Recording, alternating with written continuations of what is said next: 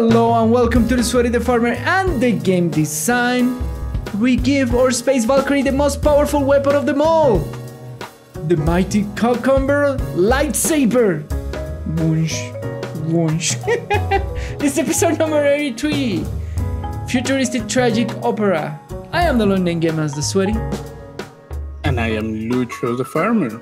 Ooh. Thanks for joining us in this episode. This week we focus on the impact that free-to-play games have on our lives. Oof. All right. But before we begin, our disclaimer, remember that the discussion here is based on our opinions and our own in-game experiences. Anything we say here, do, comment, and everything else is colored by our preconceptions and judgments, personal, and opinions and everything else. So if you think we're wrong or we're saying something bad or something that you don't like, or you have another opinion, you can leave it down here in the comments below if you're watching us on YouTube. Otherwise, you can contact us through our other social medias to voice your opinion. And now that you are here with us, don't forget to subscribe, click the notification bell, leave a like or a comment if you like the content. Do anything social that the platform lets you. Share with everybody this beautiful content. We beg of you. Share it on your social media accounts and all that. That's the best way that you can show us support if you like the show. If you don't like the show, then please let us know why you don't like the show. That is another good way of making us happy, right? Happy. No, it does. It makes us very happy. It does indeed. So, what do we have today on our deep dive? My friend, tell us. This episode is for you. Why is it for me? Why is it for me? Is it not like a victory lap for you? You finally got me into gacha games. Not really. So, we are doing the review of Honkai Impact the Third, a gacha game by Mihoyo, which everybody knows better by his other big ass commercial. But most people will recognize better for Genshin Impact. Yeah, for Genshin Impact. But before Genshin Impact, they had Honkai Impact the Third. Correct. Yeah. So we're gonna do a full review of this gacha game, which I've been playing. How long now? I don't know. You tell me. I think like 3 months now? 2 months? 3 months? 3 months sounds about right, yeah. Yeah, like about 2 months, and I've been very happy playing it. It's been super enjoyable what I can do with the game and everything else, and what place it took into my gaming heart, and took his place and say, oh yeah, this is the game that you were looking for. Short burst, fun, grindy, with clear goals that you can have and achieve. 3 days ago I did my first triple S Valkyria finally, and yeah, I was happy. This is for you. Yeah, and now I'm moving on into the next stuff. So anyways, let's get through it. This game is a gacha game for cell phones. It was originally just for mobile devices. It was original just for mobile device. I think a year ago, or maybe a little bit more. I think almost a year ago, like they released a client for PC. Yeah. It came out on October 14 of 2016 on China. And then and probably a couple months later, they released the global. Not even. A couple of years later, the global release in March 28th of 2018 was the global release on NA and EU. Oh, that's interesting. Yeah, they took like around 2 years to actually do the global release. Which, yeah, a little bit longer, but hey. I thought it was sooner, but yeah, fair enough. Yeah, it is a little bit long. So yes, it's original for mobile. Now they have a PC client that next patch they're gonna replace for a better PC client. You have to download everything because, but well, I assume because they have more experience now with Genshin Impact, and then kind of are polishing stuff for the client. And it's a hack and slash gacha game, basically. If you want to put it, it's a 3D, third-person 3D hack and slash gacha game. Yes. Yeah, I think like hack and slash is that would be the genre. Yes. It's a short and sweet way of describing the overall gameplay of the game. Correct. So yeah, that's Honkai Impact the Third. It is in terms of aesthetics, is very anime-ish, like if you play Genshin Impact. The aesthetic is very anime oriented. Compare with Genshin Impact. It's one of the few, or as far as I'm aware, is one of the earliest examples of like fully 3D mobile gacha games. Ooh, okay, yeah, nice, interesting. That was not common at the time, and it's still not super common. Correct. The for gachas. Full 3D. Yeah. And for mobile games in general. Correct. Still very taxing on devices. Correct. Yeah. I was gonna say another thing. Oh. Forgot. So yeah, it's a 3D, very anime-like, more sci-fi than Genshin Impact. Genshin Impact is more classic adventure like Zelda. This is more sci-fi with guns and future and spaceships and that sort of stuff. Yeah, the setting is full on sci-fi. Yeah, it's full on sci-fi. So that's the basic thing of Honkai Impact the Third. If you like Genshin Impact, I kind of recommend you to try Honkai Impact. It's not the same because Genshin is more open world. It depends on the reason why you like Genshin Impact. Yeah, exactly. Yeah. Like if you like Genshin for the exploration and adventure side of the game, then no.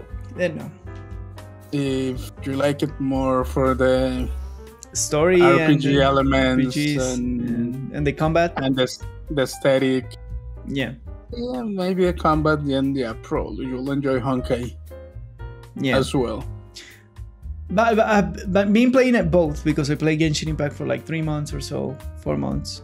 I find the story of Honkai better, or I like the story of Honkai a lot more than Genshin. Sure.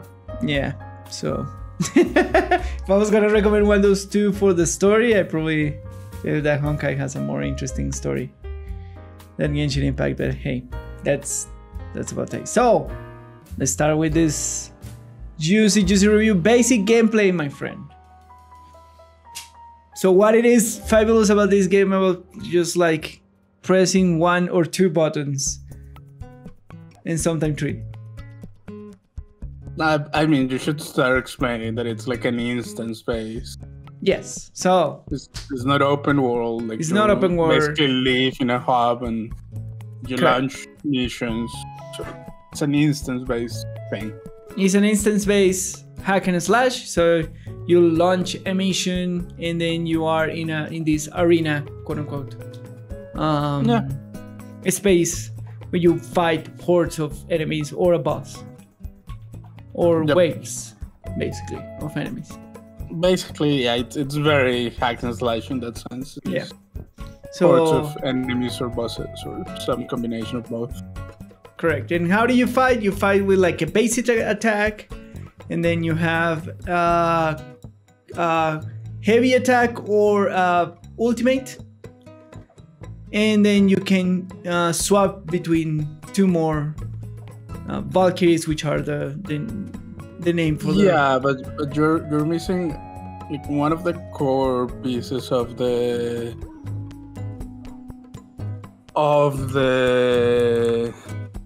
gameplay is the whole dodging mechanic.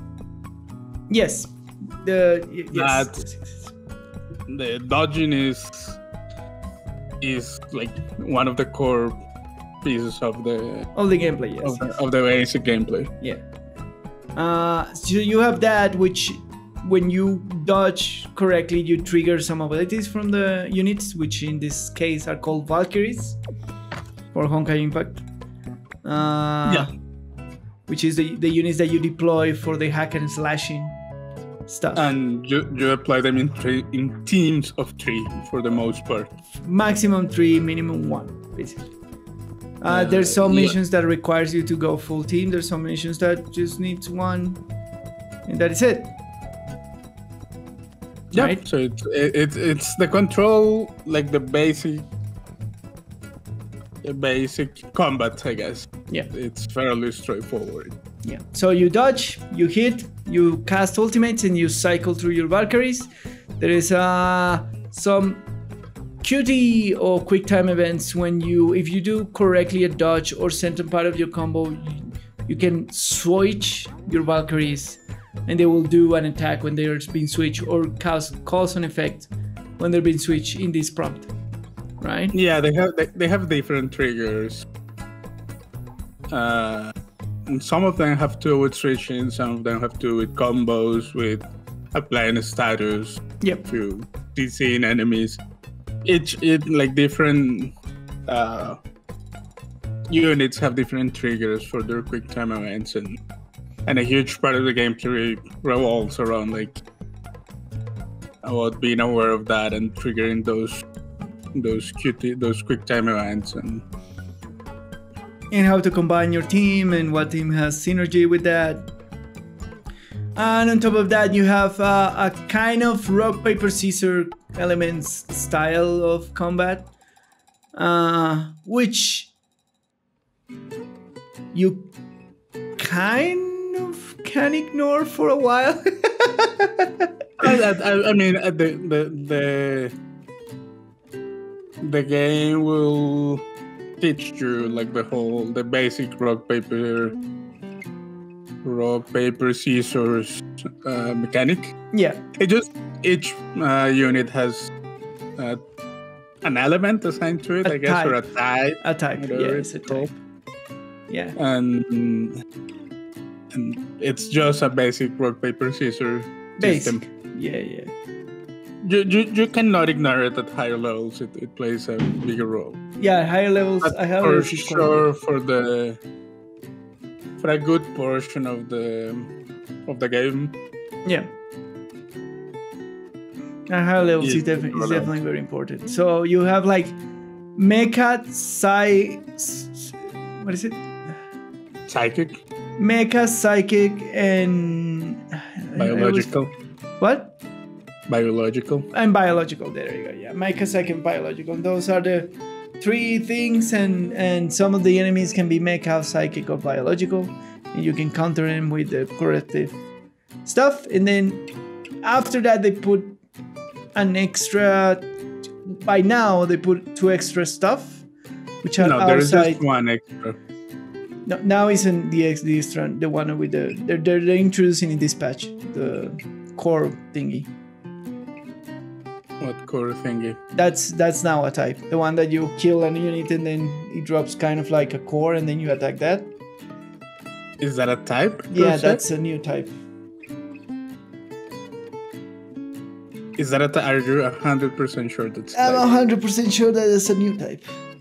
Sure. Yeah. So now they have Quantum, which was introduced like kind of halfway through the game, which is mildly strong against the majority of things.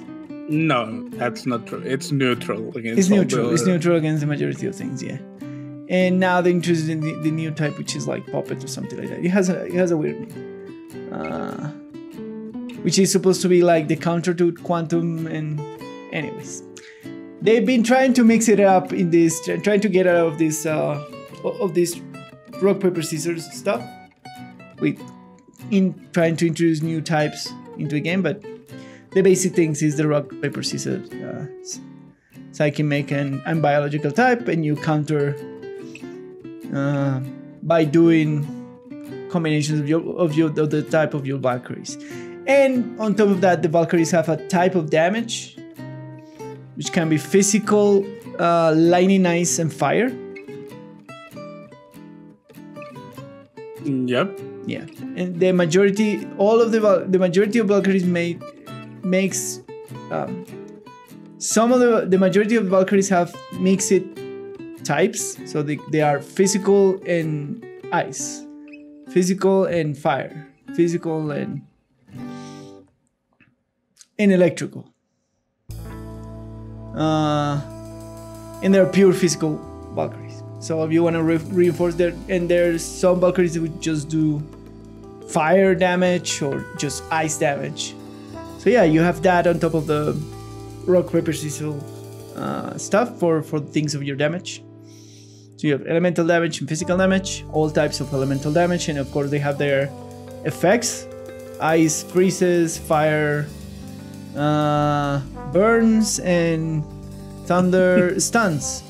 There you go. As is a very, very simplistic classic kind of element.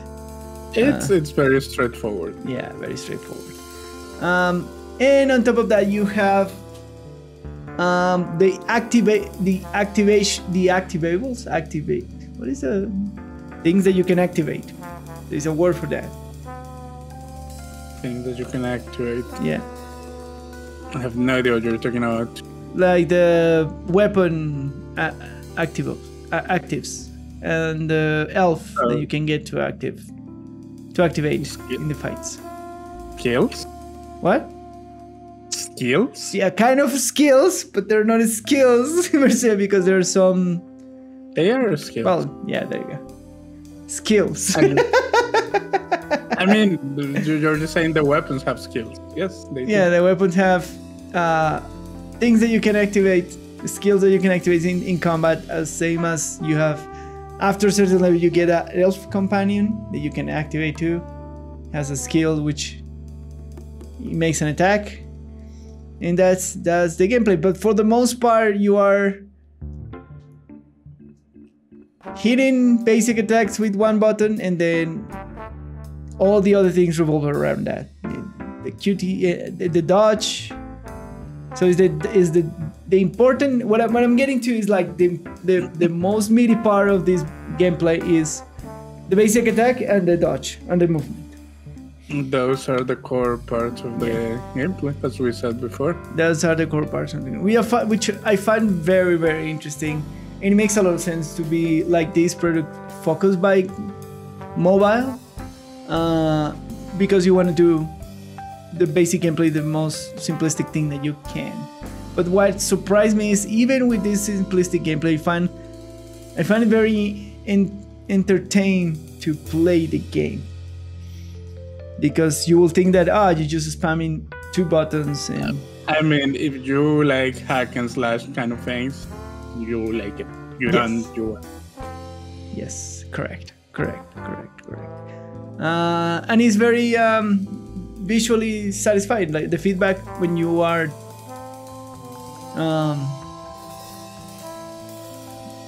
the feedback of the basic gameplay is very good. Like you feel when you're hitting your basic attacks, and you feel when you're activating your stuff. They have a lot of glare with your QTEs, everything very, very clear, which helps the basic gameplay a lot in that sense. Is very responsive in the dodges and the basics and everything else. Yeah. Sure. I mean, it's a good looking game, which, yes, I agree. It's a very good looking game. But it's very good in giving you feedback when you're playing. That's what I mean. It's good. I don't think it's special in any sense. Yeah. I don't think it's worth writing home about the responsiveness of the game, because that's the minimum thing that I will expect from a video game. To be responsive. Okay. But yeah, it's responsive, sure. Yeah. It's not bad, what you're telling me. Yeah. I do agree with that. Yeah, there you go. Yeah, I like it. The other part of the gameplay is a lot of Valkyrie's powers come from builder expander interaction. You fill bars and then you spend bars to do special things. Yeah, I would say that's a lot of them. Yeah, the majority have this build expander, which is proven to be very satisfactory to build up and then release to a special gameplay stuff or abilities. And there's other Valkyries which are purely built upon combos, which are the two that have been kind of focusing. They have like builder spender focused Valkyries, and then they have combos focused Valkyries. When the important thing is like how many combos do you do, and then those combos activate certain skills inside the Valkyries, and then you have the other ones which you just fight with it, and then they build, and then you press something to release the build, and then you are in an empowered state for a time. Sure, but all of them fall into that same category of building up a resource and spending it. Say that again? That's true, but all of them fall into a general category of building up a resource and spending it. Even the combo ones, like the resource that you're building is combo. Yeah. Yes. Yes. Yeah. Because a lot of the triggers are like you have to reach this amount of combo or things like that. Yeah, to do like an ulti or to trigger a skill or to make an effect or something like that. But they fall in general into the builder spender kind of gameplay. Yeah, correct. There's nothing wrong with that. I'm just saying it's all kind of under the same umbrella. Yeah. This makes the gameplay very interesting. It makes it interesting, but still being super basic in terms that you can like play the game just pressing one button without paying much attention, then just cast an ulti and you will feel powerful doing it. That I agree with. It does a very good job at making you feel like selling you the illusion of power with very simple game. Correct.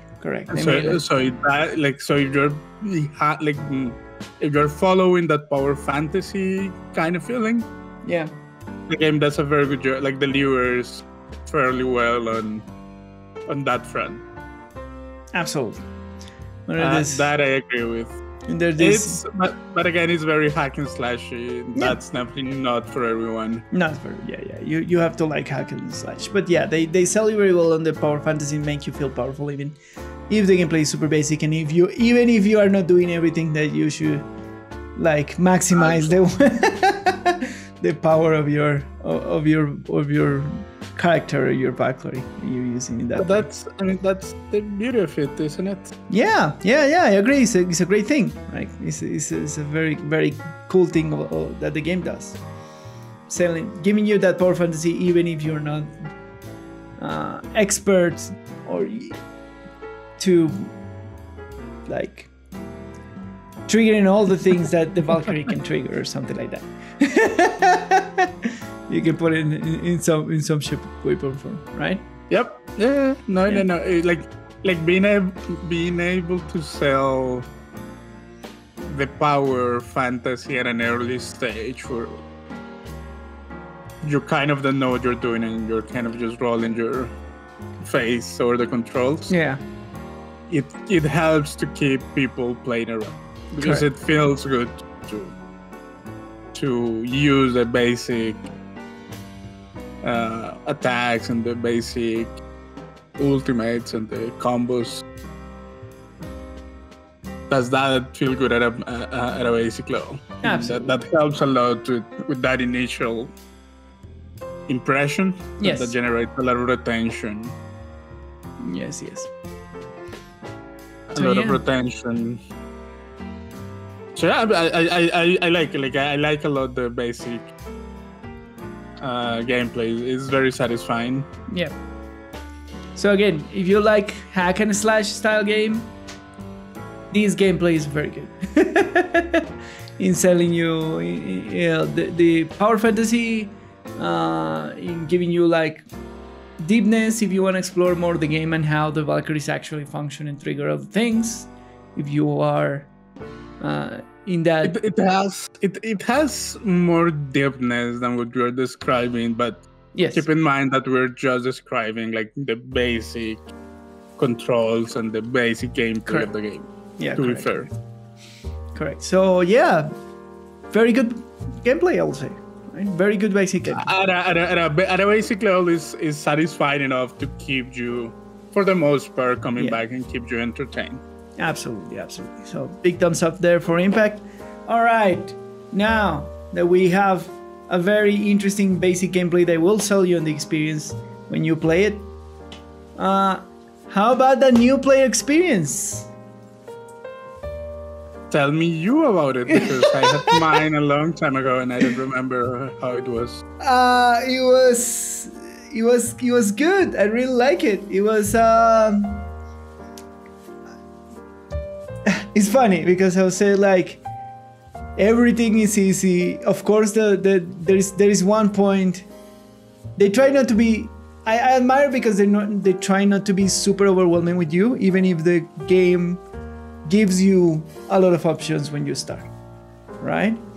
It hits a bunch of system which you are clearly not prepared for, but it doesn't hit everything from you. So you have a clear career when the game tells you like, all right, play these levels. All right, when you get to these levels, you should explain a little bit better how it works nowadays. All right, how it works nowadays is. You're being vague, and I don't know where you're going with this. Fair enough. All right. Let's see. They start you on rails for a while. So they shoot you on rails for a while. They put you into, I think it is like the first 4 missions of the game. Yes. Like the first half an hour of gameplay, the first missions. Like many gacha games or many free-to-play games will put you on rails. Like, click this thing, do this thing. Do this thing, this is what the Valkyrie is, this is all the tutorial stuff. It gives you gameplay for like an hour and a half, something like that. Well, you get, and they slowly start to like giving you the options, very didactic. It's like, click here, all right, now spend this stuff. That's which I much appreciate, because after you open everything, you remember. Why do you have to click?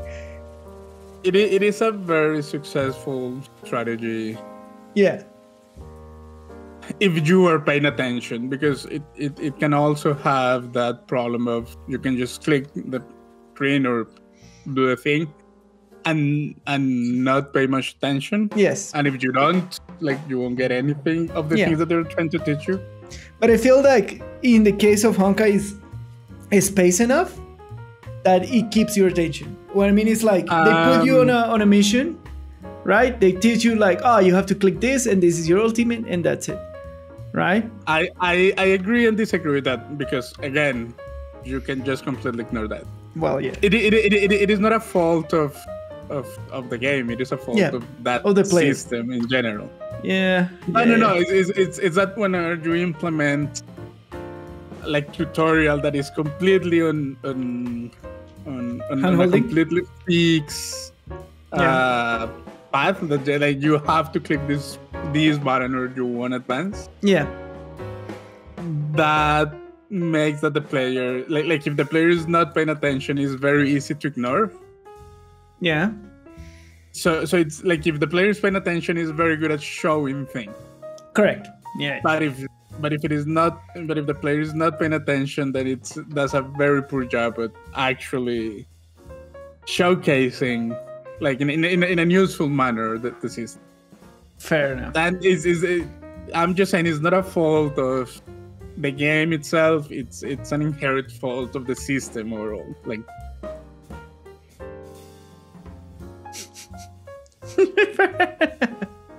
All right, so yeah, it has you in that track of showing you everything basic for like an hour and a half, between action sequence and arenas, because everything triggers an arena. It's like, so you, and this is an example. So you go to the first tutorial, all right, you have to press this and that, and then you end up that story, and then they give you an extra one. An extra piece of mission where it's like, all right, you finish this mission, but go into the next. You just press this, go to the next mission, and then in the next mission they give you a little bit more freedom, and then they teach you as another small thing. It's like, you sometimes have camera changes, and then they leave you play through it with the story and everything else, right? And then after that, they show you, this is your collection of Valkyries. All right, then open this egg. All right, now you have pieces of Valkyrie, and you can level them up. So level them up. All right, now that they'll level them up, go and do another mission. And then you test actually what it means to level, in terms of gameplay, what it meant to level that Valkyrie out. Now you have this new ability, then when you dodge, you stop time. For sure. Yeah. Yes. So it's very handholdy for like an hour and a half, and then after that, they quote unquote open the game for you, right? But in reality, not all the systems are open, because the majority of the system have level thresholds, right? Sure. Yeah, I guess so. Yeah. So the only thing that you open up when you start as a freshman, like, I will say like level 5 or something like that, is a story, and then challenges that are inside the story thing, and co-op stuff, and daily missions. So if you want these resources, you go and do this mission, and it's a simple arena. Go and kill this boss in this time, or go and fight with this. And that's the system that you get up. On top of that, they give you a special booster for new players. So they give you a special store when you get things on discount for I think it's 60 days or 30 days. I think it's 60 days. I'm pretty sure it's 60. That sounds right. Yeah. So they give you access to a special store, a booster store, and then kind of a path.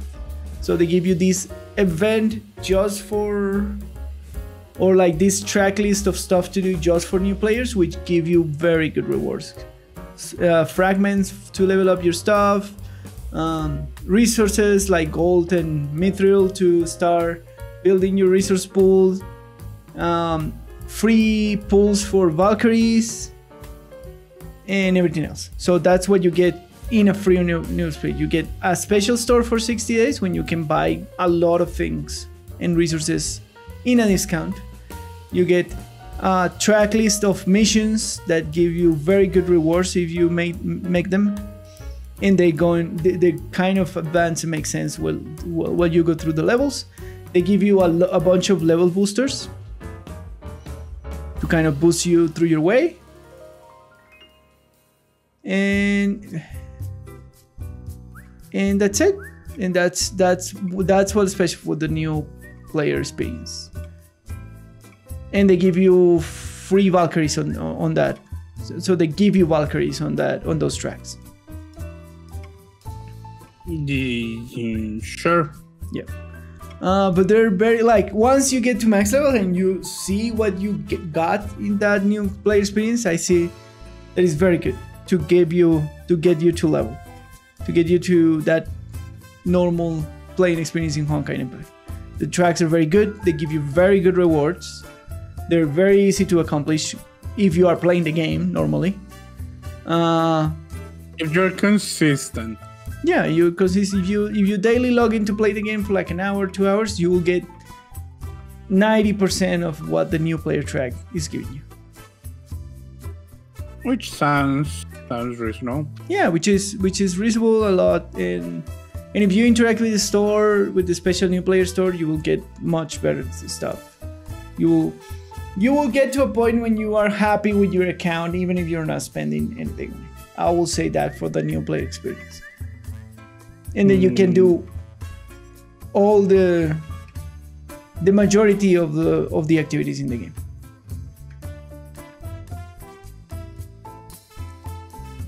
Sure, that sounds fine. Yeah. I was thinking about my new player experience, but it was a long time ago, so I really don't remember how it was. Fair enough. So it was well before you. Yeah. So that's what it was for me, and I feel like very satisfied with that experience. Like I felt that my account, it is well served. It's not terrible. It's not lacking in any way to perform. I can do the majority. I can do all the things, all the events and the stuff. With the things that they give me as a new player, I have enough resources to start working on the account. Yeah, and then they slowly show you more system. I think at level 20 they show you the open worlds, where you choose kind of like a quote unquote small open world map when you do missions in, and then at level 30 they show you the raid co-op stuff. And then after that, they show you arena. At level 50, they show you arena. And Abyss. And then at level 60, they open the majority of the systems. So, and do you feel like that gradual opening is at a good pace? Yes, is it too slow? I did like it. I did like it because it didn't overwhelm me. Because the first thing that I did when I started the game was like, oh yeah, go through the story and then do these side activities to get resources. Cool. Fair. Yeah. The only thing that I didn't like about, but that changed recently, about the new player experience was the forging system. I mean, that has nothing to do with the player experience itself. That they explained it, but I didn't understand it, and they explained it super early. Explained like a level 10 or something like that. Because you can start crafting super early, but correct. But again, that's not a criticism of the new player experience on itself. Correct. That's a criticism of that specific system. Correct. And as it was designed. Yeah, and I think it's more of that system was badly designed that I didn't understand in what the game tried to explain to me. I don't think it was badly designed. It was confusing and cumbersome. Fair. And you can argue that was on purpose because it's still a free-to-play game, and up to some degree you want to inconvenience the players. Yeah. To a reasonable degree, so they feel pushed a little bit to spend some money to avoid the annoyances of the crafting system, of grinding stuff. Yeah, fair enough. Yeah. It's like yes, it was a poorly designed system. I think if you humor the conspiracy theories in me, you could argue that was on purpose. But probably yes. Probably absolutely yeah. It's a free-to-play game. They're gonna push you here and there to spend money. Yes. So but I agree that what you're criticizing was a problem with that system. I don't think it was related to a new player experience. Yeah, fair enough. And the other part of the new player experience that I really like was you have a stamina-like system in this game, but That's something I didn't mention. Yeah. And that speaks greatly of how that system works in the game. Yes. Because it has this stamina-like thing that I really dislike in most games, free to play or not. I find the stamina systems just appalling. Yeah. Because if I want to play the game till no end, I want to. Yes. I probably wouldn't, but I want to. Yes. and it always feels like an easy, cheap cash grab. If I'm being honest. Correct. Just a easy game. Yeah, but the game that's a fairly good job at always giving you enough so that you basically will stop playing. You'll basically want to stop playing when your stamina is out. Yes. Not because the stamina is out, but because you basically run out of things to do for the day or for the session, and a session longer than what the stamina would allow would be. It's just like falling into a grinding for the sake of grinding. Correct. Which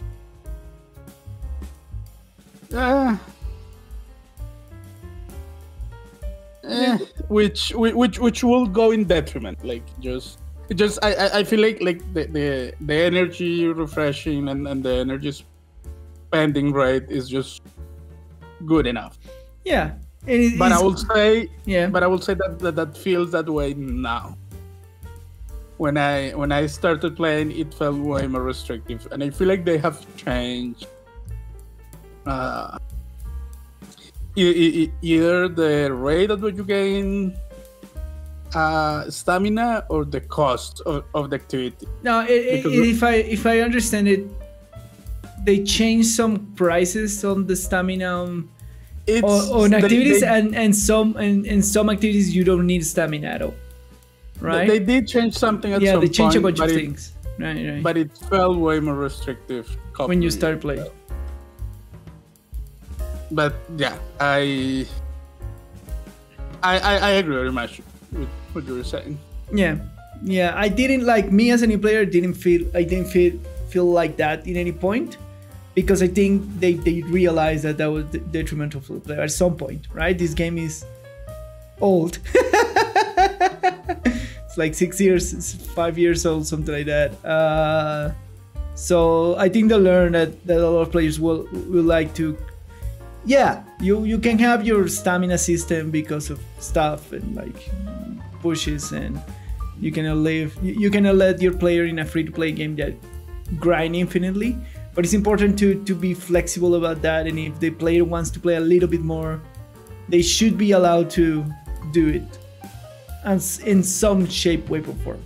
So I think they remove, if I'm not wrong, they remove stamina cost in the arena tries, and they move it from stamina cost to daily tries. The same with the Abyss. They used to have like a stamina cost at the beginning of the Abyss. They removed that and they make it in cycles now. I'm not 100% sure on that.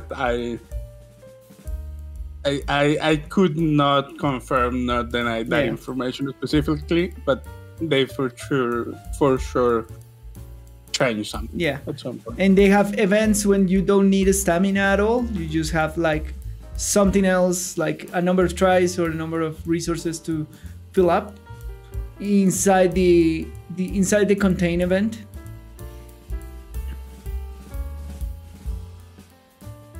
So that complements it. If you're like run stamina, but you still want to play a little bit more longer, you have options, right? You can go and do the event that doesn't need a stamina and needs something else, or is attached to daily tries, or is attached to some other kind of resources, and then play if you want to play a little bit more of the game there, and then you will come back tomorrow and you will have more stamina. So that's the way, kind of like helping that kind of stamina run out situation. For sure. Yeah. So that makes the new player experience better, because you don't feel that constrained with the system when you start. Yes, I agree with that. Yeah. So yeah, I will say that the new player experience, I like it a lot. And if you are smart enough, you will get a lot from the boosters and the events that give you as a new player. A lot of resources and a very good head start if you're smart about it. So yeah. I really like the new player experience. I mean, in general, yes. Yeah. In general, yes. I've never been a big fan of the super hand-holding games. Fair. Not even for like gacha games. I don't like that. I like to explore on my own terms more. Fair enough. I feel I get bored pretty easily whenever they are forcing me to just do shit. Okay. Yeah, totally understandable. But I don't feel that it's that bad in Honkai. It's not about being bad or good. I don't like it. Fair. Fair enough. And I actually do think it's bad because I am the type of person who will just click the shiny thing and not pay attention. Oh, all right. I learn faster if I do it on my own. Yeah, fair enough. But yeah. All right. So now, what about after level 70 plus? Where the real game begins. I don't know if it starts at 70. I think not like we are both above 70. Yes, correct. But I will say that the real game starts at 80. What haven't we seen that is at 80 plus? Pry arms. Ah, yeah, you're right. Yeah. And that changed the shape of the game significantly? Not really the shape, but it's just another ledger of grind and how do you say it? Of both the grind and power that needs to be unlocked. Yeah, fair enough. Yeah. And it's like I don't know about you, but for example, I started struggling like reaching higher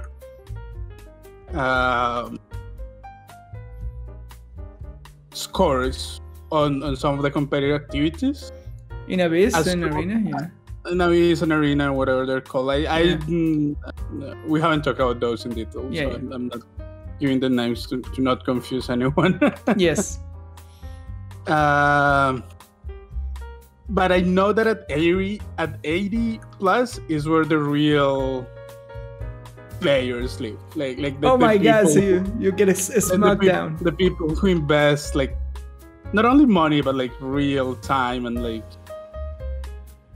the ones that put out the hours and everything to be competitive. Okay, I know what you mean. So that and even though we haven't talked about it, like Arena and Abyss and those activities are basically the game. Like that's somehow the thing that you will call the end game. That's what people run, and that's like getting good scores and good placement in those activities is the most efficient way of grinding resources, for example. Yes, correct. So that's what I'm saying, that maybe we aren't there yet. We're not there yet because we haven't encountered the real hardcore. Oh my god, I'm scared now. I mean, it's like the people that are 80 plus level. Yeah.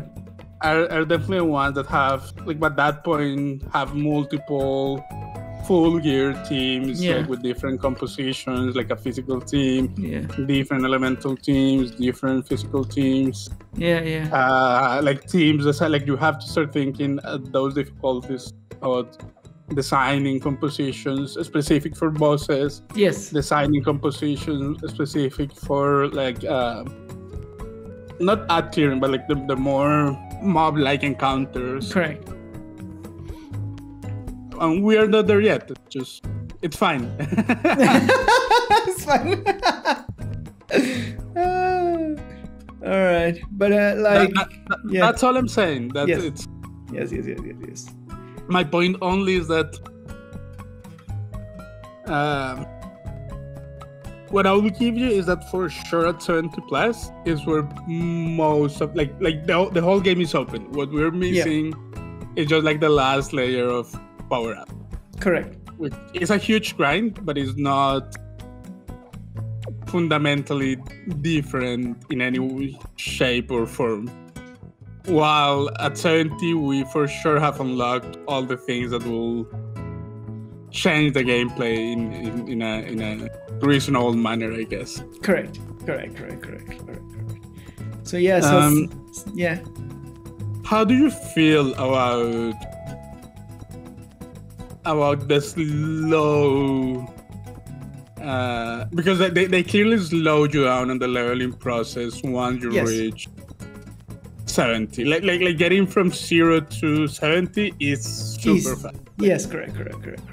We should mention this. We didn't mention this. The max level, I think right now it's 85. 86 will be with next patch. Will be. 85. I think it's 86 with this patch, if I'm not wrong. It's 85. Yeah? Did you check? Yeah, they don't do weird numbers. Okay. Alright, so it's 85, yeah. But like getting from 0 to 70, it's fairly fast. Yeah. And at 70 they change some of the activities, and I feel like they also change the experience gains. Yes.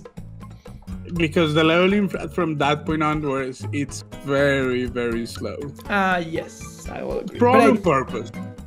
Yes, that's what I'm going to say. It's absolutely in purpose because they want to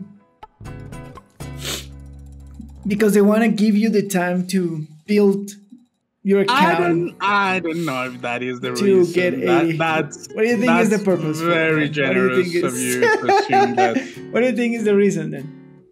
Oh, it's to keep people like playing the game. It's for engagement. Yeah. Like they don't gain anything from bracketing the player, from bracketing the players away from the top player. Yeah.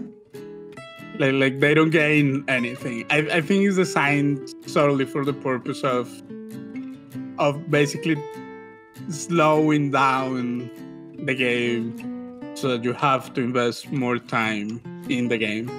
Fair enough. All right. And like they're like I would guess that the more time you spend in a gacha game, the more likely you are to spend money. Yeah. And the more there's likely. There's probably a metric about it. Yeah.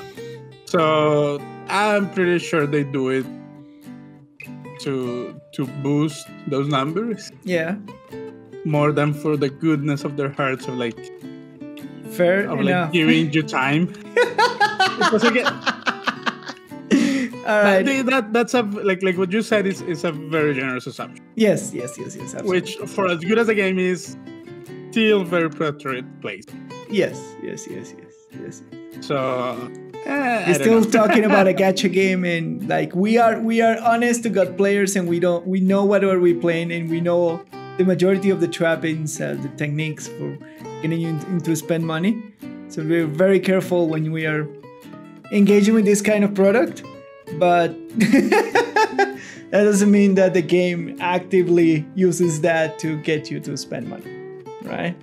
Yeah. So the experience throttling, it's real. It's not that big of a deal because at that point you can complete all the activities that you really throw out, and you can take part in all the events. So you're not really losing anything. Yeah. By that experience throttle, but it's there, and I'm just it should be mentioned. Yes. Yes. Yeah, but we did see all the.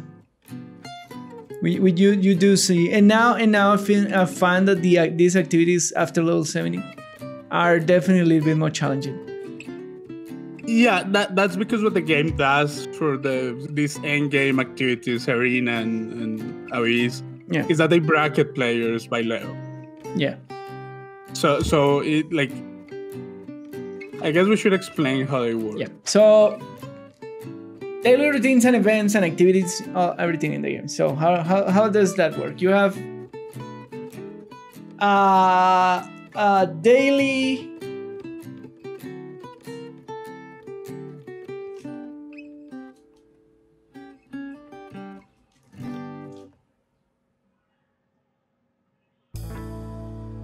You have a daily. Sorry. You have a daily. You have a daily list of events that you do for a basic daily reward track, right? Yes. And okay, that's not what I was talking about. About the daily routine? Yeah. Then what are you referring to? Specifically about Abyss and an arena? An arena. Because okay. so what I wanted to mention is that when you're doing those activities, they bracket players based on account level and player level. Right. Yeah. So whenever you are, so for example, they bracket you 0 to 10, 10 to 20, 20 to 30, so on and so forth. Yeah. So when you're 70 plus, you're bracketed with the 70 to 79 player. Okay. And that's why those and arena and Abyss are ladder activity. Correct. You basically enter an arena, and you are competing with your score against other players. Yeah. And one is a collection of waves, and the other are bosses, stages. That's pretty much. Yeah. And basically scale everything according to the bracket that you are. So not only you're fighting harder enemies, but you're fighting the people in your own bracket, and usually that means competing with the people that have spent more time and resources into the game. That's for example why the 80 plus bracket is not only harder because the enemies are harder, but it's harder score-wise. The people are hardcore. Because you're competing with the people that have put the most into the game. Yeah, absolutely. So you do arena throughout the week, and it's a collection of bosses that you have to fight to get certain scores. And then Abyss is open 3 times a week, if I'm not wrong. 2 times a week. And it's an activity that you go through certain floors and clear not only bosses but waves of enemies. And it goes with the clear waves of enemies, and here now from time to time you get like mini bosses. They're not as strong as the usual. What's the name? I always confuse both. Abyss bosses. Abyss bosses? What about it? No, that they're in like when you're doing arena, you'll encounter bosses from time to time, but they're not as powerful. No, when you're doing Abyss, you will encounter bosses from time to time. And that I mix both names. When you're doing an Abyss, you'll encounter bosses from time to time. Yes. But they're not as powerful as the arena. Correct. And the arena bosses have stages, and then technically they give the boss. They unlock, each stage unlocks a skill of the boss till you get to the last stage. Yeah. Which is the proper boss that you fight in. And all that has scores, and you are being scored in a ladder against all the people inside your bracket. So now you're not only you're competing against actually killing the boss properly and building a proper team for it to work, but you're competing against the score of other people doing exactly the same thing with more or less time invested in the game. So that makes the activities very hard. And the same for Abyss. And Abyss, Arena doesn't do it straight away, but Abyss straight away shows you the ladder. It's like, oh, you're here, and then you will get demoted, or you'll get you don't get enough points for this or that, or that other stuff. Yeah, it will tell you if you'll get demoted or you'll get promoted on the ladder, like the ranks of the ladder. Yeah. So those are the two main things that you worry in Genshin, in Honkai Impact. And are the main things that give you resources and premium currency for the point of Abyss. Yeah, it's the most efficient way of collecting or grinding, I guess, premium currency. Correct. And you put it here. So that's what you refer to your daily routine? No, that's I don't consider that part of the daily routine, because you don't have to do that daily. Yeah. Like your daily routine is like doing your actually daily quests and correct, spending your stamina. Correct. That's daily. The open world stuff, it's also kind of daily. Yeah. But Arena and Abyss? Yeah. First, you don't do that every day. You do it like a couple of times per week. Yeah.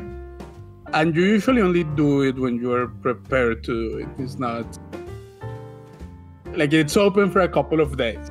Yeah. Each time it opens. So you don't miss anything if you don't do it every day. Yeah, correct. And the events of the game.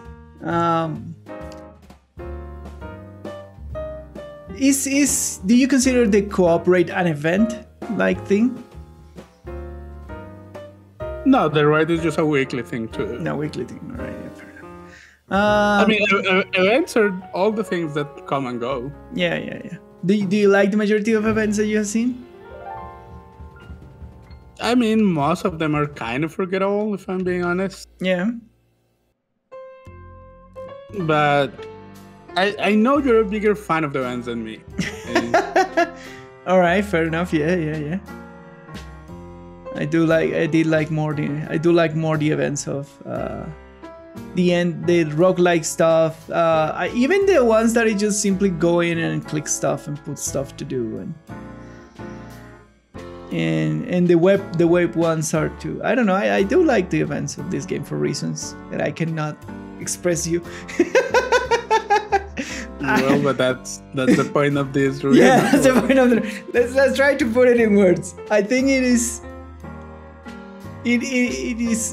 satisfying and not that demanding as an event. And I can just sit down and do it in like an hour or something like that, and I'll be happy and that I participated with the event. And on top of that, I do like kind of like the aesthetics and the lore and the stuff that they put into the event, so that makes me like them a little bit more, I guess. But wouldn't you say that the events are lacking a little bit if they're not challenging enough? But you have the thing is like you have a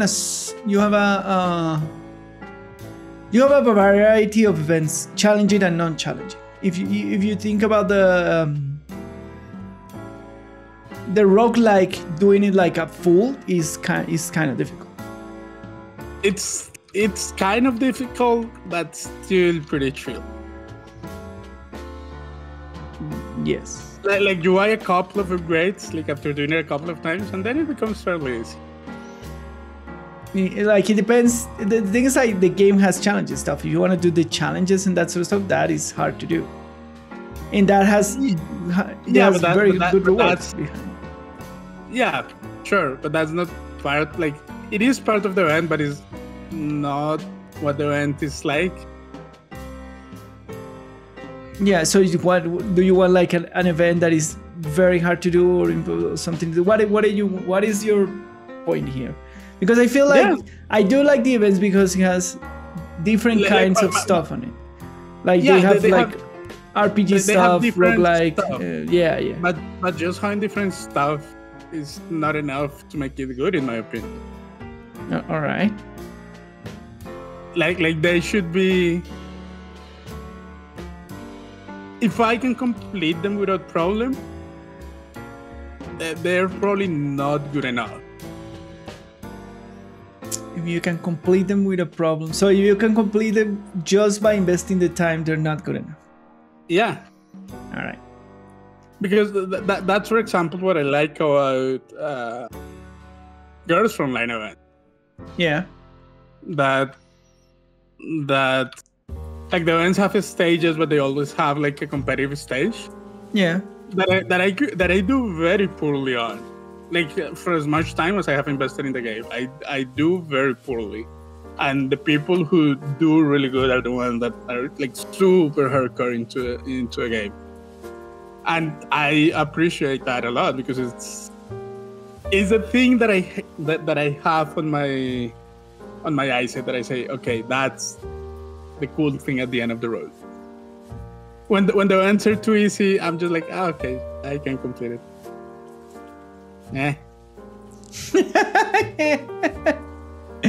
Okay, fair enough. I don't know. I like them that they're easy enough and that I can do them, and they just require an investment of time, and then I can like think about difficult things in the game, like arena bosses or abyss, because the game is already giving you a challenge naturally. So that's my position, at least.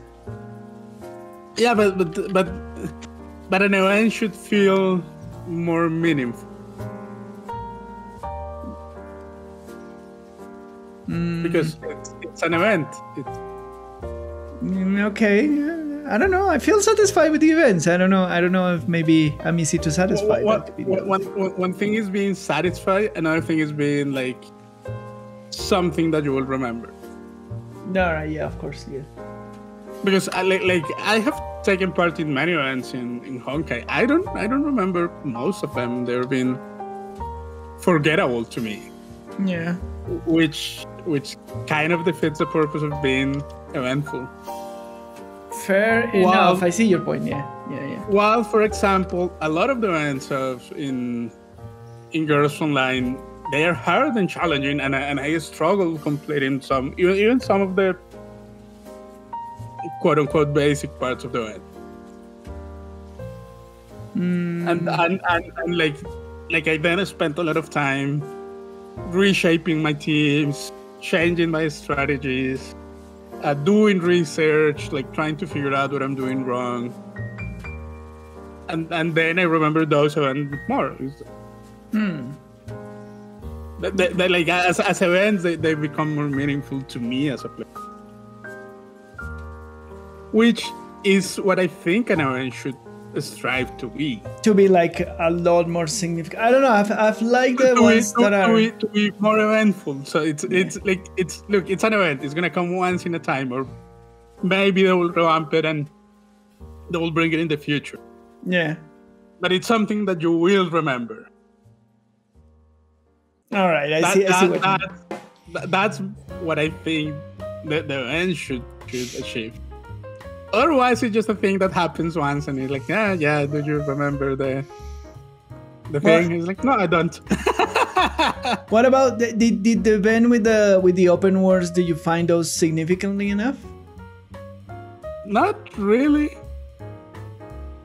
Okay. I mean, the open worlds are cool, but for example, do I remember the event when they launched all their open worlds? No.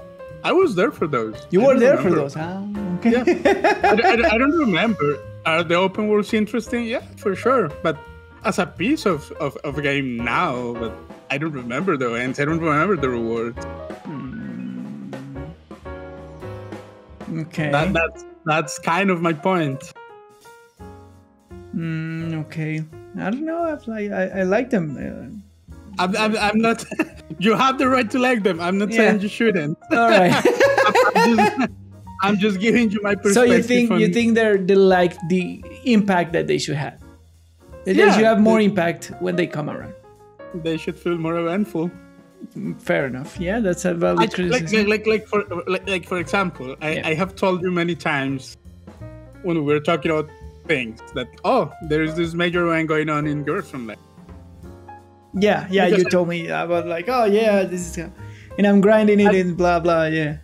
Yeah, but I have never felt that way about all the things in. Yeah, the only that we talk about was the Haxor Bronya release. Yeah, Yeah, but even that one, we're talking about it together because you were starting to play the game at that point. Fair enough. And the only one that I really feel hasn't made any impact, in any shape, way, or form are the roguelikes, because those are different. Yeah. But aside from that, all the ones are kind of forgettable. All right, fair enough. It's a valid criticism for events. Does that mean that I do not enjoy the ones that happen in the game? No, I mean I'll play them. I'll have fun doing it, but that's not enough for me to qualify it as good. That's what I'm saying. Yeah, I get it. Oh my god! All right. Yeah, it's difficult. I don't know. I do. How do you like the daily routine of the game? Do you find it good, easy? It's fairly like. What would make it good? What would make it bad? What is the? Is it not too boring to do or too tedious? I mean, it works in the sense that it's good, like it's interesting enough. That it's interesting enough, and it can be done fast enough. Yeah. That it will take me like an hour or so of the day. Yeah. And I won't feel like that it's dragging out. So in that sense, it's good. There you go. Yeah. And in that sense, it works because it's something that if you are constant enough, you should be doing easily enough. Yeah, correct. So it should be something that you can accomplish fairly easy without having to spend hours and hours to a point that you're gonna burn out of doing that shit. All right. Yeah. And I think that makes a decent daily routine in a gacha game. Yeah. No. I agree. Like the daily stuff that you have to complete, it works. It does what it should do, which is keep you engaged in the game, even if it is for like an hour a day. Yeah. That's what the daily routine is there for, to keep people engaged in the game without like absolutely burning them out of doing just mindless stuff. Correct. So yeah, so the daily routine is good. The events, you wish they were. I wish they were more memorable, if I'm being honest. Fair enough. All right. So yeah, that's our conclusion. You wish the events were more memorable. I like them for what they are, and the daily routine is solid. Where it's not annoying, it's not too tedious. So there you go. Yeah. Yeah. All right. That. Builds, gear, and skill composition. But basically, this is the category of all the RPG things in the game. At the RPG, so we have weapons. We have gear. And we have skill level ups and unlocks. Those are the three main systems, right? And then we have passive that interact between them, which are technically the skills. Technically, sitting down in the skills. Sure. Category. I mean, the skills are just like I wouldn't put them apart because they're just tied to a characters. Oh yeah, fair enough. Yeah. You know, it's not like a character. It's not like you can make a build out of skills for a single character. Yeah, fair enough. Your build is basically your composition of character, which is an RPG element. It just can't be deceiving to call them more than what they really are. So how the weapon is choosing the right weapon with the right activable that takes advantage of your. Okay, so how the basic system works is that each unit or each Valkyrie has uses a specific type of weapon. Correct. Yeah.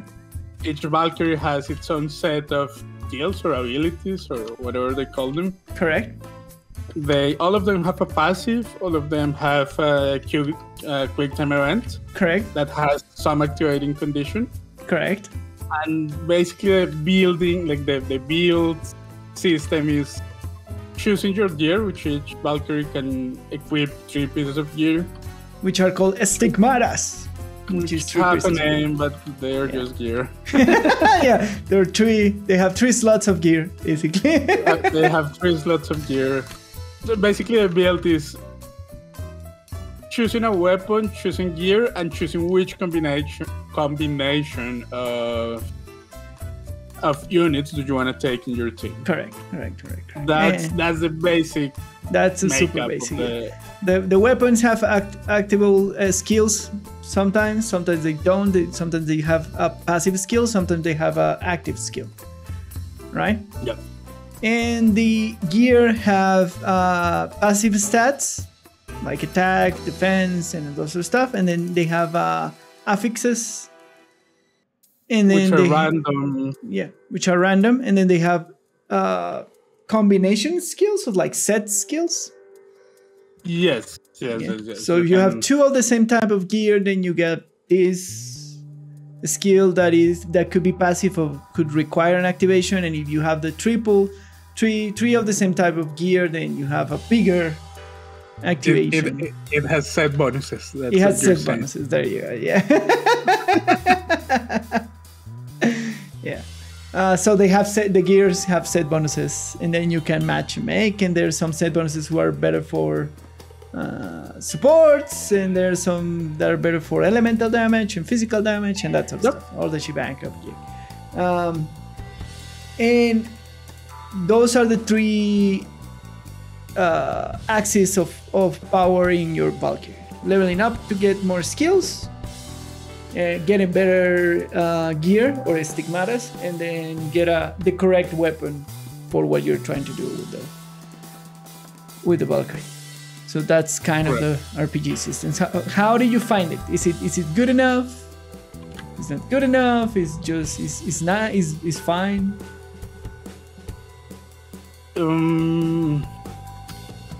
It's surprisingly deep and flexible for how simple it is. Yeah. And where do you feel that the deepness comes from? Oh, the deepness definitely comes from the team building part of that's the game. Exactly what I'm going to say.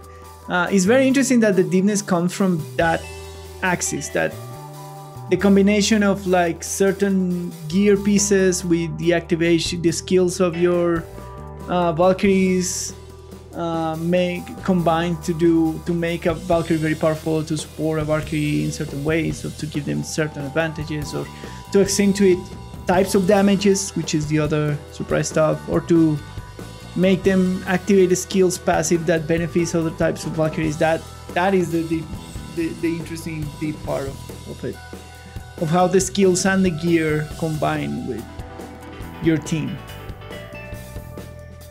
True. Right? And from there comes the deepness of this system. Even if it looks very simple, because it's like, oh yeah, 1 weapon, 3 pieces of gear, and then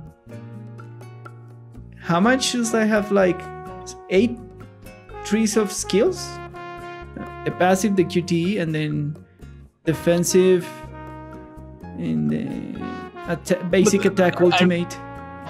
I mean, they're not really trees of skills. They're very linear. Yeah, they're like collection of skills in each of the parts of the Valkyrie. Yeah. So I wouldn't call them trees. You're not really making decisions. For the most part, you wanna unlock all of them. Correct. You just level and there is, for the most part, no real downside of maxing out something, because you'll max out everything eventually. Yeah. So I wouldn't call them tree. So yeah, but for the majority of the parties, it's fine. It is. and it's a good it is system. serviceable. It's a serviceable system to be an RPG light. And you can, and it has the easy mode when you just like follow the guide and put the things that they show you inside the game. You don't even have to go outside the game.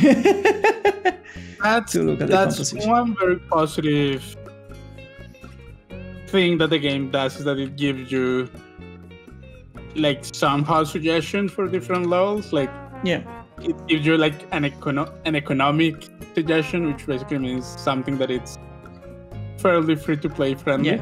Yeah.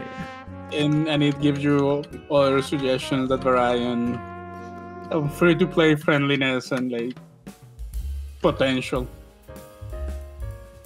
Yeah. Like power potential. But it's very nice that the game offers suggestion. Correct. So that I like a lot, that you don't have to actually go and do your research, but the game offers you like fairly, and you go and do your research, you find out that the game is very close to what the people are kind of telling you to build for the majority of the part.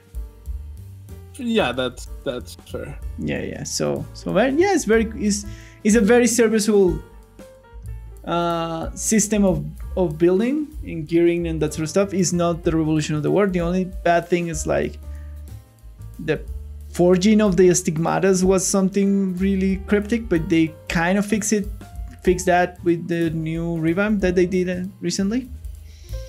They made it more accessible for sure. They made it easy to understand. But I think it's a good system for what it is. I think it offers enough deepness to keep most people engaged. Yeah. Still probably not deep enough for me, if I'm being honest. Yeah. Like I don't find myself super compelled to Bureaucrat, for example. Yeah. But it keeps me entertained enough. Fair. All right. And with that, we run out of time or fast on our deep dive. So we're gonna probably have a second part. We're for sure have a second part. We haven't covered any of the storytelling and aesthetics and that kind of stuff that we usually. So more to come from the review of Honkai Impact, but for now, that is it for today. And we move to our audience questions and feedback. Remember, you want to contact us, you can do it through our email, to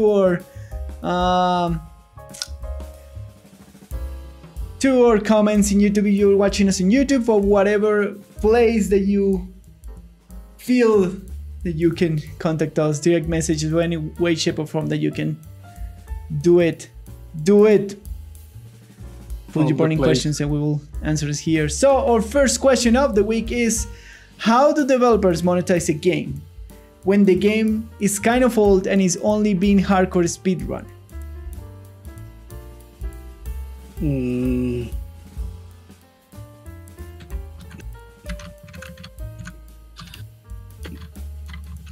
So how do you think you can monetize that? I mean, speedrunning is like it's basically a form of advertisement. Yeah. So having a game that has an active speedrunning community will for sure bring more people to just buy the game to try it out. Yeah. Even for other games that have no monetization attached to it, like Mario World or stuff like that. Yeah, fair enough. It's not like they're selling you advertisement or anything like that in Mario World for 64. It's not even that they are making more copies of Mario World 64 and selling them. Yeah. But like people know that the speedrunning that it has a healthy speedrunning community, which brings more people to the franchise. For as successful as Mario is, still like people know, like, okay, if I want to get into speedrunning stuff, Mario is a strong option. Yeah.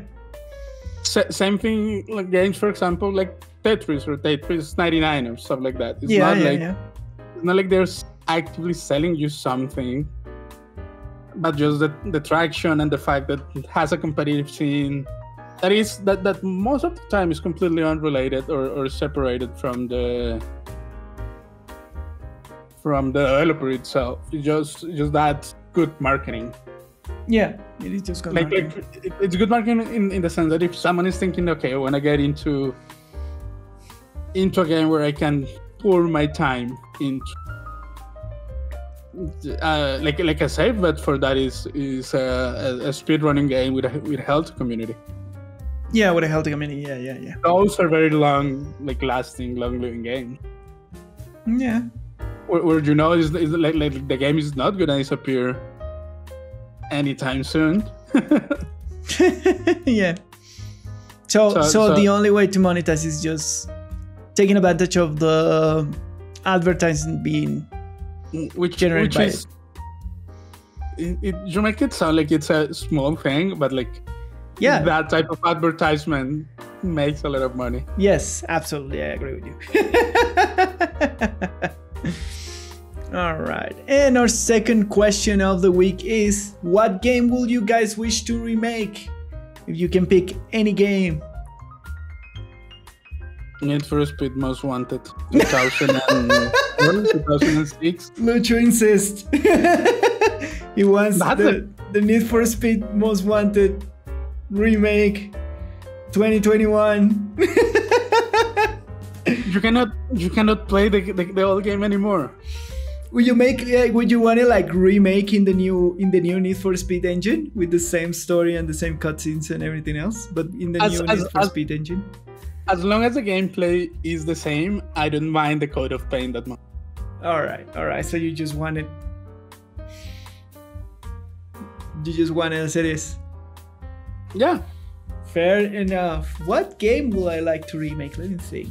I insist. I would love to remake the original Legend of Zelda, Ocarina of Time, and Majora's Mask with a good coat of paint and a little bit more of modern level design.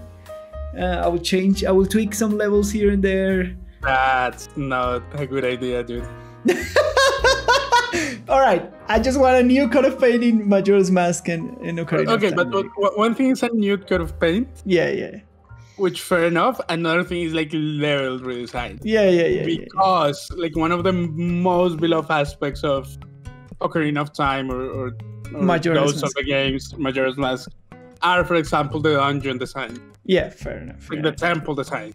Yeah. You, for example, cannot mess with that without piecing huge portion of the fan base of Zelda.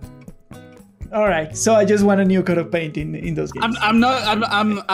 I don't know what you want. I'm just telling you that sounds like a dangerous road to embark yourself.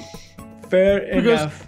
Like for example, for as bad as like the water temple, the water level, whatever the fuck was called. Yeah, the water temple. Ocarina of Time was. Yeah. It's beloved by people. Yeah, you're right. I just want a new coat of. I just want him with new engine on PC so I can replay. Sure. At my leisure. That's what I want. If I can make a remake, I will do that. all those things are fine. I'm just saying the whole level redesign for a Zelda game. That's a dangerous thing to ask for. Fair enough. But yeah, that's what I want. And that's all for this show, my friend. That's all for this week's episode. Once again, thanks for tuning in into The Sweaty, the Farmer, and the Game Design. My name is Lucho, and you can find me on Twitter at LuzioPolanco. And I am the London Gamer, and you can find me on Twitter at the London Gamer, and on Twitch on twitch.tv/LondonGamerTV, where I sometimes stream. Follow me on your social media to know when I'm going live. Probably be streaming the new season of Diablo that is coming or something like that. Don't forget to share, like, subscribe, click the notification bell, do anything social, share it on your social media, give it to your friends, give it to your mascot, anything, anyone and anything that could listen. Just put it in front of the show and tell them like, this is good content, I hope. Or we certainly hope. Yeah.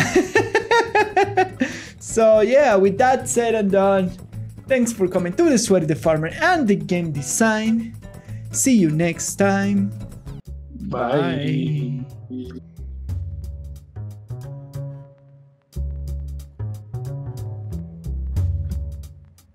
And did you know the term cool as a cucumber is actually derived from the cucumber's ability to cool the temperature of blood. Also, when applied topically, cucumber really does cool the blood and ease facial swelling, which is why cucumbers are so popular in facial regimens. So now you know why they put the cucumber mask and all that sort of stuff, because it keeps you cool, dude. Are you a cool dude? Cool. I'm not cool at all. And cucumbers contain most of the vitamins you need every day. Just one cucumber contains vitamin B1, B2, B3, B5, B6, Jesus. folic acid, vitamin C, calcium, iron, magnesium, phosphorus, potassium, and zinc. Man, they're super nutritious even if they look like water. And they just seeds. taste like water. And they taste like water with seeds. And they're like, yeah, I'm a superfood. I'm a super veggie. There we go. Amazing. Do you eat cucumber? Have you a facial cucumber? I haven't, but I do eat cucumbers. I do eat a lot of cucumber too. It's very, very nice. Well, it's not very nice. It's very plain, but you can like mix it with a lot of things. No, they have their appeal. Yeah, absolutely. A cucumber mask, man. That's such a cliche. In every single movie, you see them. The cucumbers in the eyes. It is a powerful trope. It is a very powerful trope.